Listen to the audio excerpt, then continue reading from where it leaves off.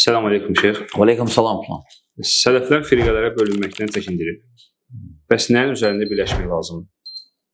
Elhamdülillah, təbii ki, biz Quran sünnəyə tabiik sələfə və biz görürük ki, orada həmişə birliyə çağırır. Lakin nəyin üzərində? Quran sünnənin sələfə fəhmini. Çünki Quran elə məslərdir ki, dəyişilməzdir. Həmçinin hədis. Peyğəmbər sallallahu əleyhi və səlləm həmçinin necə ki, Allah Taala Quranı qoruyur, Allah Taala buyurur ki, İnna nahnu nazzalna zikr. Biz bu zikri nazil etdik.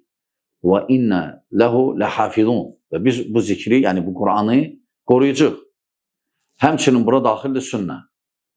Həmçinin bura daxildir sünnə Peyğəmbər sallallahu əleyhi və səlləm hədisləri. Çünki yeganə dünyada şəxsdir ki, onun danışıqlarına bu cür diqqət edilib.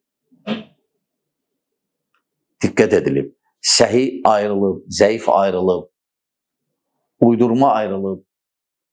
Hətta səhih neçə növdür? Var səhihliyi zəif olan, səhihliyi güclü olmayan, ona deyilir həsən.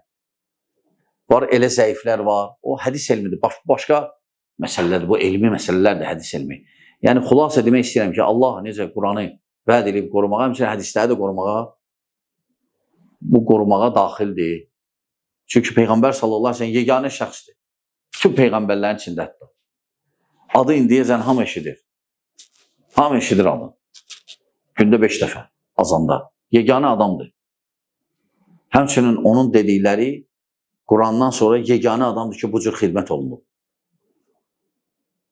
Ona görə biz bu iki ən etibarlı, dəyişilməyən məslərə bağlanmalıyıq. Nə üzrə birləşək? O iki məslərin üzrə. Quran və Peyğəmbər sallallahu əleyhi və səlləm səhih hədisləri üzərində.